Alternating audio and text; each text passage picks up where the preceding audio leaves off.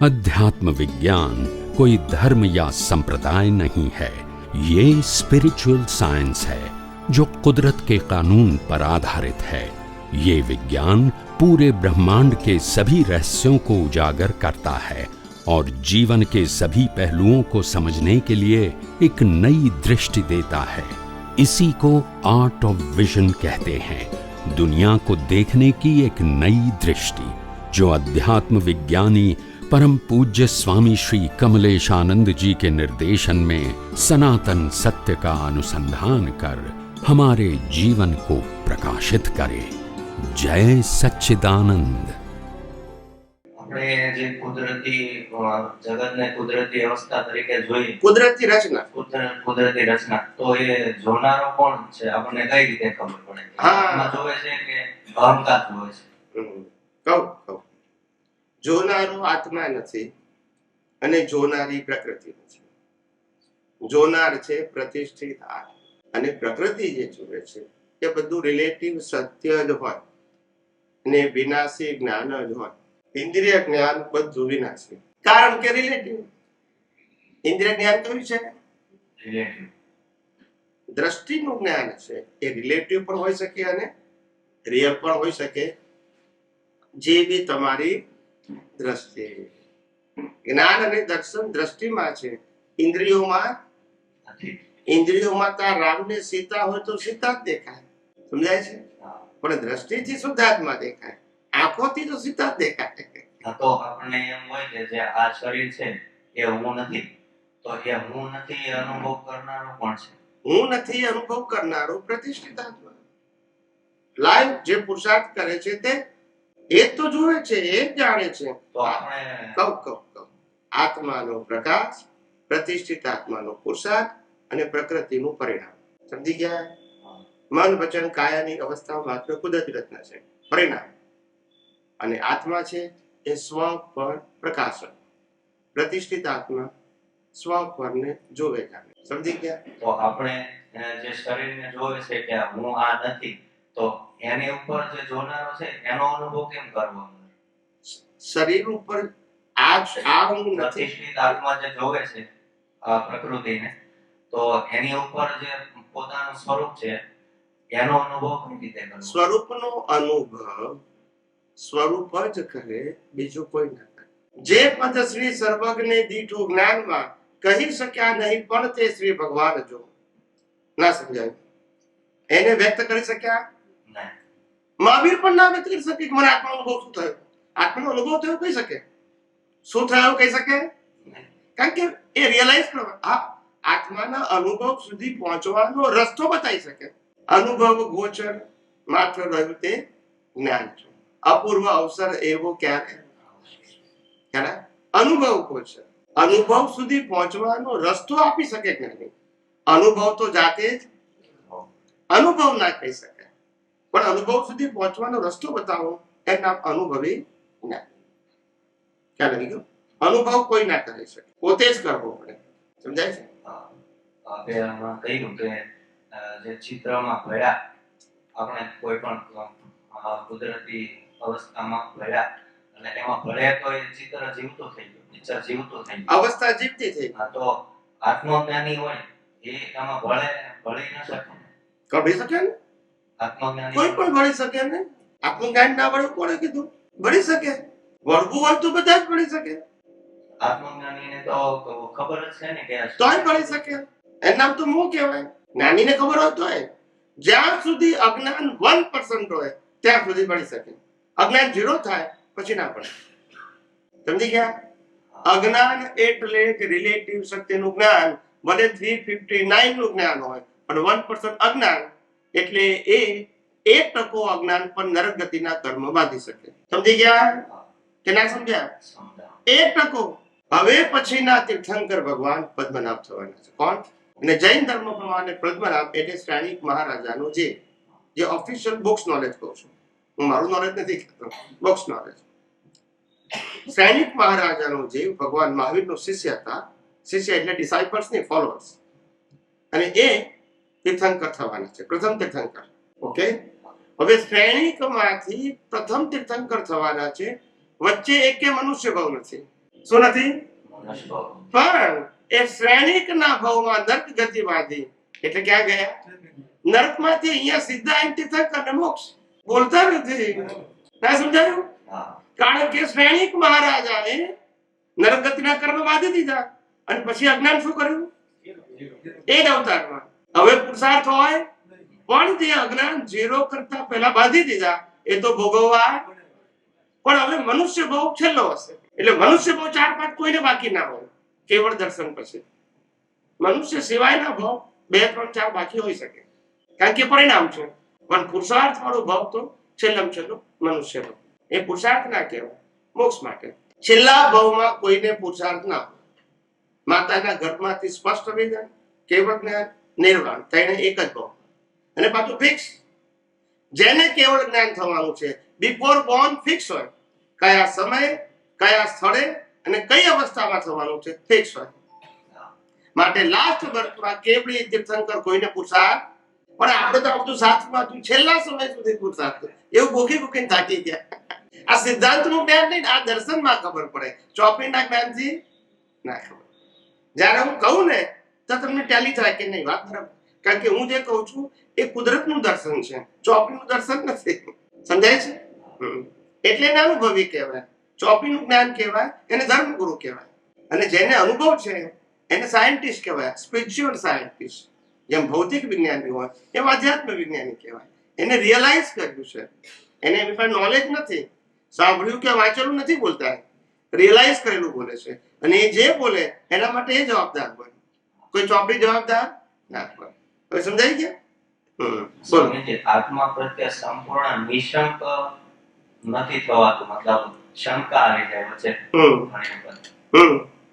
ઘણી વખત આપણે જોતા હોય કે આત્મા પ્રત્યે સંપૂર્ણ નિશંક ક્યારે હોય? આત્મા સિવાયની બધી જ અવસ્થાઓ, બધી આત્મા સિવાયની બધી જ અવસ્થાઓ વેલ્યુ પહેલા 0 કરવું પડે. આ એક. બીજું, આત્મા સિવાયની કોઈ પણ વસ્તુનું અસ્તિત્વ મારા કારણે છે, મારું અસ્તિત્વ એના કારણે નથી. અને ત્રીજું, જે કંઈ પણ અવસ્થા ઉત્પન્ન થાય છે અને નાશ થાય છે, જન્મ, જીવન, મૃત્યુ, બધી જ અવસ્થાઓ એ મારા કારણે છે. હું નથી તો જન્મ, જીવન, મૃત્યુ નથી. છે? નથી ને? હું નથી તો અવસ્થા અને હું છું તો અવસ્થા છે પણ કુદરતની છે. માટે વેલ્યુ મારા માટે શું છે? 0 છે. હવે 0 હોય તો પછી એની વેલ્યુ થાય તો મોહ ઉત્પન્ન થાય, રાગદ્વેષ થાય, તો પછી કોની વેલ્યુ ઉત્પન્ન થાય? આત્માની. હું છું તો શરીર છે, શરીર છે તો હું નથી. શરીરને બાળી નાખો તોય હું છું. એટલે હું પરમેનન્ટ કે શરીર? આપણે ઊંધું જ્ઞાન છે.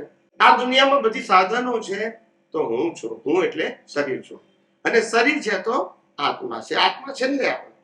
જ્યારે આધ્યાત્મમાં પહેલો આત્મા આવે, આત્મા છે તો શરીર છે અને શરીર છે તો પણ આત્મા ના હોય તો શરીર સંજોગ હોય. એટલે પેલું ઊંધું જ્ઞાન છે, રિલેટિવ સત્ય.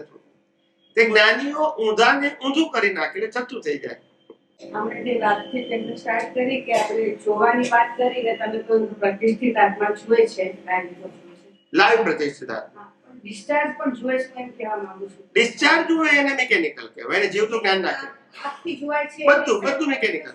એટલે આનો હસબન્ડ તરીકે જો બધું મિકેનિકલ. એ ડિસ્ચાર્જ જોઈએ, આંખ જુએ છે. હા, આ કાનથી સાંભળો છો તે મિકેનિકલ. પાંચે ઇન્દ્રિયનું જ્ઞાન મિકેનિકલ છે પણ એ જીવતું ક્યારે થાય? તમે ભણી જાઓ પ્રતિષ્ઠાત્મા ભણે તો. એટલે મિકેનિકલ તો એક જ્ઞાન જ મિકેનિકલ છે, જ્ઞાન જ ડિસ્ચાર્જ છે. શું છે? જ્ઞાન ડિસ્ચાર્જ છે. પણ ચાર્જ ક્યારે થાય? તમે એમાં ભણી જાઓ. અને શુદ્ધાત્મા જો તો એ હા એ જ્ઞાન થયું. હા, એટલે શુદ્ધાત્મા શબ્દ માનો સનાતન સત્ય જોયું તો મુક્ત છીએ, રિલેટિવ સત્ય જોયું તો બંધાય. ટૂંકું ટચ રાખો ને. સનાતન શું કે હું મન વચન કાયથી મુક્ત શુદ્ધાત્મા છું, એ સનાતન. અને મન વચન કાયની અવસ્થા માત્ર કુદરત, એ પણ સનાતન ખરી કે નહીં? કારણ કે બધી જ અવસ્થા, એક બે નહીં, બધી અને બધા નહીં, બધી ગયું. એ સનાતન જુઓ તો મુક્ત છો અને રિલેટિવ જોયું તો બંધાયા છો. અવસ્થા રિલેટિવ છે પણ તમે જોયું સનાતન તો મુક્ત છો. રિલેટિવ જોયું એટલે જ રાગદ્વેષ. આંખથી દેખાય છે એ બધું રિલેટિવ. પાંચે ઇન્દ્રિયો બોલો, પાંચે જ્ઞાનેન્દ્રિય દેખાય છે બધું રિલેટિવ. એ બધું રિલેટિવ જ્ઞાન. ઓલ 5 સેન્સીસ એ બધું ડિસ્ચાર્જ બધું છે. એ બધું ડિસ્ચાર્જ. સ્વામીજી આમાં બરાબર સમજાણું નહીં કે જે પ્રતિષ્ઠિત આત્મા જોતો હોય ને, તો દાદાજી કહે છે હું ભાવો ને મંગળદાસ, એ બાવો કહેવાય. એ ભાવો કહેવાય ને, તો હું એમાં હું એટલે શુદ્ધાત્મા. આ તો એ જ્ઞાતા દ્રષ્ટા તરીકે તો હોય કે નહીં? હું આત્મા જ્ઞાતા દ્રષ્ટા છે, એ એનો સ્વભાવ છે. અને પ્રતિષ્ઠિત આત્મામાં જ્ઞાતા દ્રષ્ટા પદ ના હોય, એની પાસે જોવું જાણવું, જેવું જ્ઞાન જેવું દર્શન એવું જોવે જાણે. ને જ્ઞાતા દ્રષ્ટા સ્વભાવ માટે વપરાય, જોવું જાણવું પુરુષાર્થ માટે વપરાય, અને મન વચન કાયા ક્રિયા માટે વપરાય. સમજી ગયા? સ્વભાવ, પુરુષાર્થ અને ક્રિયા. ક્રિયા એટલે પરિણામ. આ ત્રણેયના સ્ટેટસ કેવા છે? જુદા છે. બરોબર. પેલો સ્વભાવ છે એટલે જોવું, એને જો આત્મામાં જોવું જાણવું શબ્દ ના આવવો જોઈએ. જ્ઞાતા દ્રષ્ટા એનો સ્વભાવ છે. It is a permanent. એટલે આત્મા કર્મ બાંધી શકે. જો આત્મા જોતો જાણતો હોય ને તો કર્મ બાંધી. હવે સમજાય તમારી વાત? પ્રતિષ્ઠિત આત્મા જુએ જાણે છે એના જ્ઞાન દર્શન પ્રમાણે. માટે પુરુષાર્થ એ કરે છે કર્મ બાંધવાનો અથવા કર્મથી છૂટવાનો અથવા કર્મ બદલવાનું. બધું જ પુરુષાર્થ કોણ કરે? પ્રતિષ્ઠિત આત્મા. પ્રકૃતિ કર્મ ભોગવવા માટે છે, પ્રતિષ્ઠિત આત્મા પુરુષાર્થ કરવા માટે છે, અને આ મૂળ આત્મા એ કેટાલિસ્ટ છે. ત્રણેયના રોલ કેવા છે? ત્રણેયના રોલ જુદા છે. ત્રણેયનું એક્ઝિસ્ટન્સ જુદું છે. પ્રતિષ્ઠિત આત્માના જ્યારે કર્મો બાંધવાના બંધ થાય ત્યારે જ મોક્ષ થાય ને?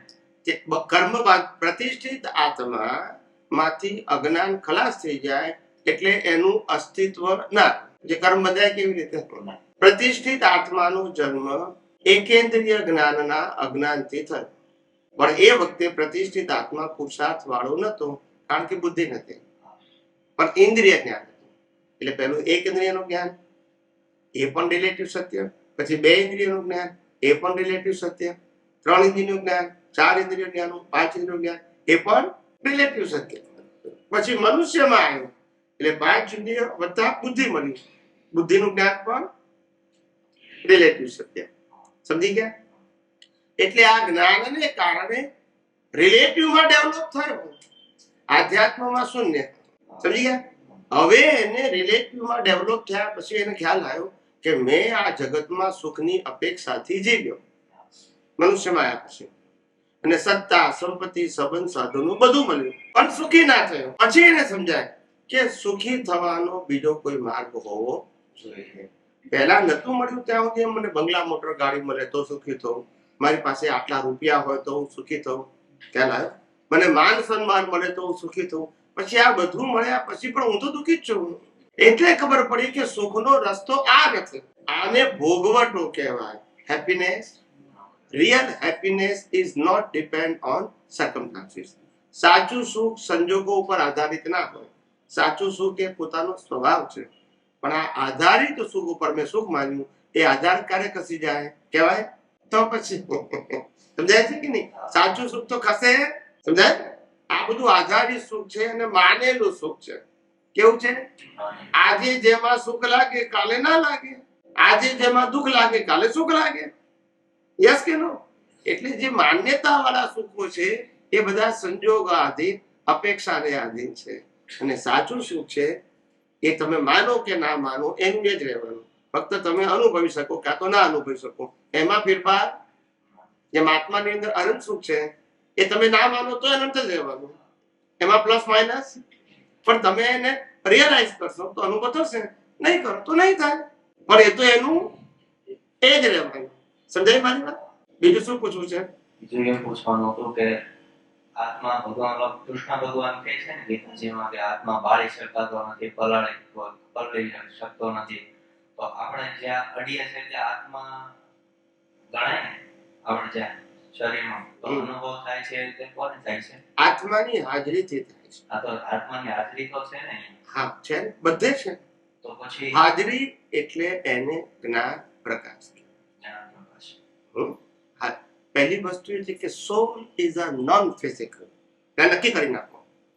જો ફિઝિકલ હોય તો બળી જાય, ફિઝિકલ હોય તો લાઈફ. પેલા એક સેન્સ થી સમજો. પેલા એક વાક્ય ના ઉપાડી લાવો. વાક્ય તમને વિજ્ઞાન ના સમજાયું, સિદ્ધાંત સમજો. કે આત્મા હંમેશા ફિઝિકલ નથી, નોન ફિઝિકલ છે. અને આત્મા શક્તિ સ્વરૂપે છે. કઈ સ્વરૂપે છે? અવસ્થા સ્વરૂપે નથી. અવસ્થા સ્વરૂપે બધું શું હોય? વિનાશી. અવસ્થા વાળી બધી શક્તિઓ વિનાશી. આત્મા શક્તિ સ્વરૂપે છે અને ફિઝિકલ ફોર્મમાં નથી, માટે અવિનાશી છે. શક્તિ પાછી ફિઝિકલ ફોર્મમાં હોય તો વિનાશી પાછી. ખ્યાલ આવી ગયો? એટલે આ બધું સમજવું પડે. એટલે આત્મા જ્ઞાન પ્રકાશ સ્વરૂપે આખા બોડીમાં છે, ફિઝિકલ ફોર્મમાં નથી. અને આત્મા સંકોચ વિકાસ સ્વભાવનો છે. એ જ પૂછવું છે. એટલે છે ને, કીડીમાં આટલો થઈ જાય, હાથીમાં આટલો, એની અવગાહના કહેવાય. એ આત્માનું સ્વરૂપ ના કહેવાય. It's a radius. રેડિયસ ખ્યાલ આવ્યો? દાખલા તરીકે 1000 વોલ્ટનો બલ્બ છે. હવે અહીંયા ઘડી આપણે લગાવ્યો તો આખા રૂમમાં પ્રકાશ આવે કે ના આવે? હવે એ બલ્બ ચાલુ છે ને આપણે માટલું રાખી દીધું ના આવે. તો બલ્બમાં શું ફેર પડ્યો? આવરણ આવી ગયું. ના, બલ્બને ફેર શું પડ્યો? કાંઈ નહીં. કોઈ નહીં. તમે એની જગ્યાએ 4 માટલા લગાવો, બલ્બને શું? બલ્બ પણ એવો, પ્રકાશ પણ એવો, પણ બહાર બેનિફિટ ના થયું. પછી આપણે 1 કાણું પાડીએ તો, એટલો આવે. પછી 5 કાણા પાડીએ તો બસ, અને આખું ફૂટી ગયું તો પણ બલ્બને કોઈ ફેર પડે? એમ આત્માની અંદર 1% જ્ઞાન તમને થાય કે 2% થાય, આત્માની અંદર કોઈ ફેર પડે? એ તમારા અનુભવનો પ્રશ્ન છે. હવે સમજાઈ ગયા? એટલે ને રેડિયસ કહેવાય, અવગાહના. એ અવગાહના નાની મોટી થાય. મૂળ સ્વરૂપે આ શક્તિ સ્વરૂપે આત્મા નાનો મોટો નથી થતો. અવગાહના એટલે જીવંતતા કહેવાય. શું કહેવાય? લાઈવનેસ. આજે તમે અહીંયા આગળ વાળ ખેંચો અને સંવેદના થાય છે, ત્યાં આત્માનો પ્રકાશ છે. પછી આત્મા નીકળી જાય, પછી આંગળી કાપી નાખો તોય કશું ના થાય. તો ધારો કે કોઈ આપણે ડોક્ટર હોય, એક ઇન્જેક્શન કંઈક આપીને બેરું કરી નાખે, યસ યસ. ત્યારે કેમ આત્માનો અનુભવ નથી થતો? હા, કારણ કે એ જેના દ્વારા જ્ઞાન તંતુઓ દ્વારા જે સંવેદના વ્યક્ત કરવા ટ્રાન્સમિટ થાય છે. હું અહીંયા આમ દબાવું ને એટલે અહીંથી જ્ઞાન તંતુ અહીંયા લઈ જાય કે આ કોઈ અહીંયા ઘડી દબાયું, અહીંયા મચ્છર કરડ્યું, એ અહીંથી ખબર પડે છે. કરડે અહીંયા ખબર અને પડે, આની પાસે જ્ઞાન નથી. પણ આના અંદર જ્ઞાન વાહક તંતુઓ છે. શું છે? એ તો જેમ બ્લડ સપ્લાય કરનાર છે એમ જ્ઞાન તંતુ સપ્લાય કરનાર પેરેલલ. પેરેલલ ખ્યાલ આવી ગયો? જેટલી વેન્સ છે એ વેન્સની પેરેલલ જ્ઞાન તંતુ છે. ખ્યાલ આવ્યો? એ જ્ઞાન તંતુ જ્ઞાન સપ્લાય કરે અને લોહી નળીઓ લોહી સપ્લાય કરે. બંને જુદી વસ્તુ છે. સમજાય છે? હવે જે જગ્યાએ તમને અહીંયા આગળ વાગ્યું, બરાબર છે, એટલે તરત જ્ઞાન તંતુ અહીંયા મેસેજ પહોંચાડે કે આને પેઇન થયું છે, વાગ્યું. સમજાય છે? હવે એ શું કરે છે કે જે જ્ઞાન તંતુ સપ્લાય કરવાનું જે દોરડું છે ને, દોરડું એના ઇન્જેક્શન આપી દે એટલે દોરડા પછી સપ્લાય કરે. અહીંયાથી સંવેદના સપ્લાય. હું દાખલો તમને આપણે ફિઝિકલ ખબર પડશે. મેઇન સ્વિચ છે અને અહીંયા સેમી સ્વિચ છે. આ રૂમમાં એના આધારે રૂમમાં બધી સ્વિચો ચાલે છે. મેઇન નીચે છે, જેમાં અંદર બી થાય ને બહાર બી થાય. રૂમની અંદર મેઇન સ્વિચ એક જ છે કે જેમાં રૂમની બધી સ્વિચો થાય. બરાબર છે? હવે મેં મેઇન સ્વિચ બંધ કરી તો બધી લાઈટ શું થઈ ગયું? ડિસ્કનેક્ટ થઈ ગઈ. પણ મેં ખાલી રૂમની કરી તો રૂમની નહીં થાય, બહાર. પણ પછી મેં એક જ સ્વિચ બંધ કરી બાકી ચાલુ રાખી તો સમજાય છે ને? એવું છે. આપણે અહીંયા આંગળી ઓપરેશન કરવું હોય ને તો આટલું જ બંધ કરે, બાકી બધી એક્ટિવ હોય પાછું, પણ આ બેરી કરી નાખે. નાઉ યુ અન્ડરસ્ટેન્ડ માય પોઈન્ટ? આવું છે. એટલે જ્ઞાન તંતુને જે મેસેજ જાય ને એ મેસેજને શું કરે? રિસ્ટ્રિક્ટ કરી નાખે. એટલે પહોંચાડે નહીં, એટલે તમને કશું ફીલ ના થાય. મિકેનિકલ થયું ને તો મિકેનિકલ જ છે ને, એ વખતે મિકેનિકલ જ હોય. જેમ કે આ દડો કરે ને પછી તમે આમ કરો તો પડી જાય, એ પકડી ના શકે. તો આત્મા ત્યાં હોય કે ત્યાંથી ખસી જાય? ના, સમજાવતું મેં. એ આત્મા તો આત્માની જે શક્તિ છે સપ્લાય કરવા વાળી એ ત્યાં સ્ટોપ થઈ ગઈ. જીવંતતા, લાઈવનેસ, જ્ઞાન તંતુ છે ને એમાં લાઈવનેસ છે. સમજાય છે? એ લાઈવનેસ પણ થઈ ગઈ. આત્મા તો એનું જ રહે, આત્મામાં કોઈ ફેર નહીં થાય. આખું બોડી પેરાલિસિસ થઈ જાય, અડધો ભાગ તો આત્મા તો એનો જ હોય. આત્માની શક્તિ છે સંકોચ વિકાસ કહેવાય. આત્માનું સ્થૂળ સ્વરૂપ છે એ સંકોચ વિકાસ નથી, કારણ કે આત્માનું સ્થૂળ સ્વરૂપ છે નહીં. એની અવગાહના છે એ સંકોચ વિકાસ સ્વભાવની છે.